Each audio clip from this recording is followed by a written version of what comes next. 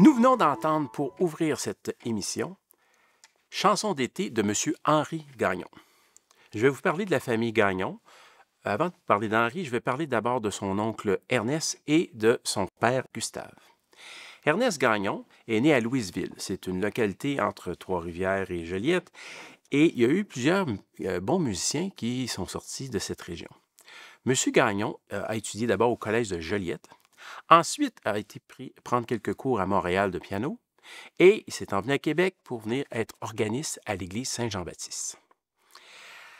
Il a travaillé, il a enseigné. Après ça, il est parti et il est allé se perfectionner au Conservatoire supérieur de musique de Paris. Vous allez voir que la plupart des grands artistes à l'époque, quand il y avait la chance, ils partaient en Europe pour aller se perfectionner.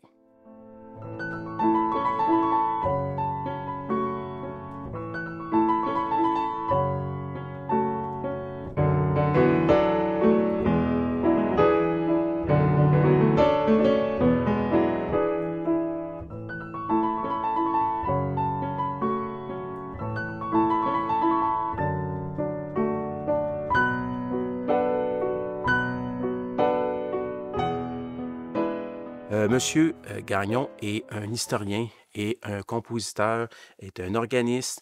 Il a été rattaché au premier ministre. C'était un fervent nationaliste et aussi un homme qui considérait l'Église comme très, très, très importante dans sa vie.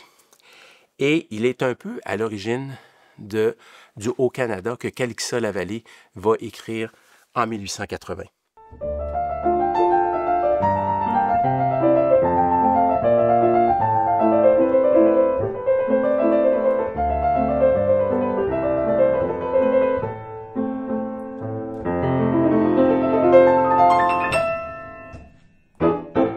Monsieur Henri Gagnon a fait la même trajectoire que son père et son oncle, c'est-à-dire qu'il vient de Louisville, il a étudié au collège de Joliette, après ça il est allé à Montréal, après ça il est revenu à Québec, après ça il est allé se perfectionner en France. Il est revenu et là, il a pris la place de son père à la Basilique de Québec comme organiste. Ça fait un peu curieux parce que je dis toujours qu'ils sont pianistes, mais la plupart du temps, ils ont été aussi organistes. Il faut comprendre que quand on est en 1850, 60 ou même en 1920, 30, 40, l'Église est très, très, très importante partout au Québec et il y a beaucoup de manifestations musicales. Donc, pour un pianiste, c'est important aussi d'être capable de toucher l'orgue parce que sinon, on pouvait difficilement vivre avec ça. Monsieur Henri Gagnon a été un jalon important pour la fondation de l'École de musique de l'Université Laval et aussi du Conservatoire. Il a même été le directeur du Conservatoire de musique de Québec jusqu'à sa mort en 1961.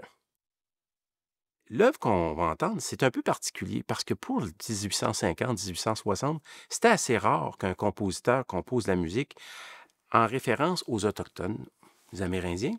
Et lui, dans sa pièce, vous allez voir que même au tout début, on a l'impression d'entendre les tam-tams. Vous allez voir, on a l'impression avec ce qu'il fait comme ceci. Donc, on a vraiment cette impression-là. Et tout le long de l'œuvre, vous allez entendre cette formule-là, c'est ce qu'on appelle une quinte en musique, okay? Et qui va meubler cette œuvre-là. Ça permettait de voir quelque chose d'un peu différent de tout ce qu'on avait vu jusqu'à présent.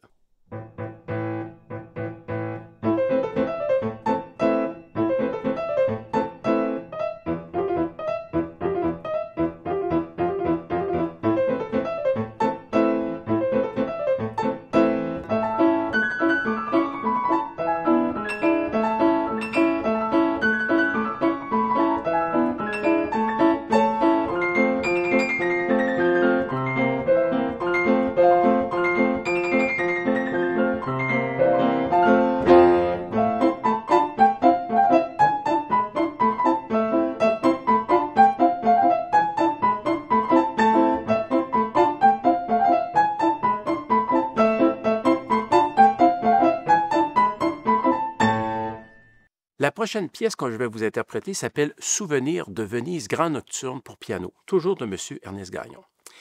Et à l'époque, tous les compositeurs romantiques aimaient composer un peu les grandes œuvres comme les Frédéric Chopin, comme les Liszt, comme les Schubert, etc. Je prends le nocturne en mi bémol majeur.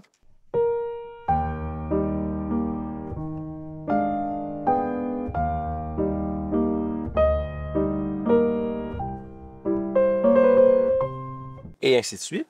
Donc, on n'a pas une introduction, c'est tout de suite, on embarque dans la mélodie. Tandis que M. Gagnon, vous allez voir, une introduction assez impressionnante. Puis après ça, arrive la superbe mélodie. Et comme c'est Souvenirs de Venise, j'attire votre attention parce qu'à un moment donné, vous allez entendre un mouvement à la main gauche et vous avez l'impression justement de ces espèces de flots. Okay? Donc, Souvenirs de Venise. On dit que M. Gagnon a eu la chance d'aller aussi faire un tour en Italie. Et je vous rappelle que beaucoup de gens avaient des pianos chez eux et il y avait toujours quelqu'un qui prenait des cours et on produisait beaucoup de matériel. D'ailleurs, en fouillant dans les archives, à un moment donné, je me suis rendu compte qu'il y avait une partition qui était publiée dans un journal. Oui, oui, vous prenez... Aujourd'hui, vous dites, je rouvre Le Soleil ou je rouvre le Journal de Québec et j'ai une partition écrite. C'est assez particulier. Donc, il faut fouiller dans les archives pour voir quelque chose d'un peu comme ça. C'est vraiment impressionnant.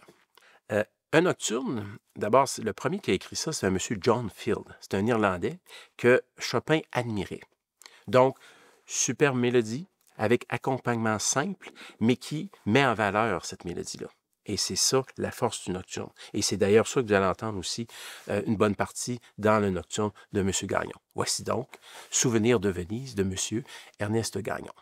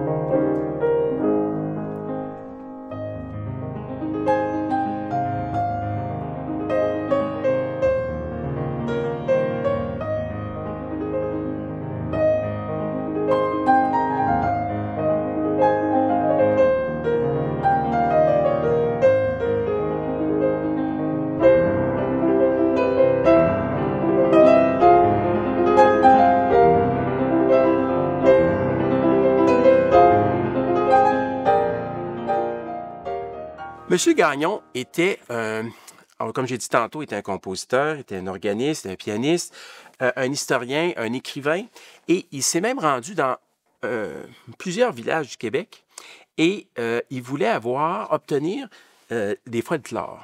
Mais évidemment, il n'y avait pas d'iPhone, il n'y avait pas d'enregistreuse. Alors, ce qu'il faisait, c'est qu'il entendait les gens chanter, et là, il écrivait la partition. Il en a fait un recueil qui a été publié de pièces folkloriques. Et il a aussi fait un recueil qui, aujourd'hui encore, est encore utilisé, même si c'était publié au début du 20e siècle. C'est un recueil qui s'appelle « Le Cantique populaire Fête de Noël ». Et là-dedans, il y a plusieurs pièces qu'il a écrites, qu'il a harmonisées. Il a harmonisé pour 4 voix mixtes. Qu'est-ce que c'est que 4 voix mixtes? En fait, c'est soprano, alto, ténor et basse. Donc, ce qui fait que dans beaucoup de paroisses, même si les gens n'avaient pas un doctorat en musique, ils pouvaient quand même être capables de chanter leur partie. Je vous donne un exemple que vous allez voir maintenant à l'écran. Si vous regardez la partition qu'on vous affiche, vous avez soprano, alto, ténor, basse et partie orgue, ou qui pouvait être jouée évidemment par le piano.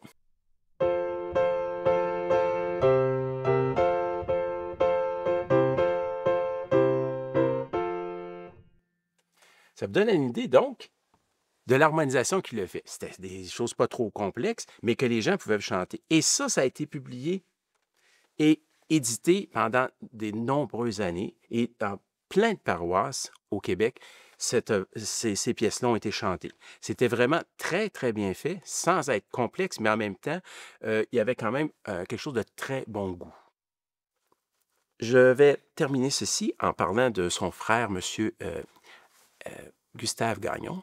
M. Gagnon a fait le même parcours que son frère, c'est-à-dire qu'il vient évidemment de Louisville, il a été étudié à Joliette, il a été faire un tour à Montréal, il s'est emmené à Québec comme organiste, après ça, il s'est en allé en France, travailler au Conservatoire supérieur de musique de Paris.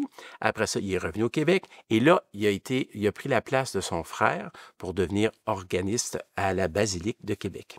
Il n'a malheureusement pas composé beaucoup de pièces. Il a composé une pièce qui s'appelle Reflet du passé, qui est une valse de salon. Quand on parle de valse de salon, à l'époque, c'était très, très, très populaire. Il y a plein de recueils que les gens faisaient un peu partout et qui étaient publiés. On se rappelle, je vous dis toujours, qu'on est au début à la fin du 19e, au début du 20e siècle. Donc, les gens n'ont même pas de radio encore. Fait que souvent, il y a un piano, les gens vont chanter, vont s'amuser et ils vont être friands de trouver des nouvelles œuvres. Les valses de salon, c'est des œuvres qui sont relativement simple, ça dépend. Il y en a qui sont un peu plus compliqués, mais je dirais pour un pianiste moyen, on est capable de jouer ça. Et l'intérêt de ça, c'est que d'abord, c'est une mélodie simple, toujours, qui est facile à retenir, un peu comme on dit aujourd'hui un verre d'oreille, et un accompagnement qui souvent va soutenir cette mélodie-là et la mettre en évidence. Voici donc Reflet du passé de M. Gustave Gagnon.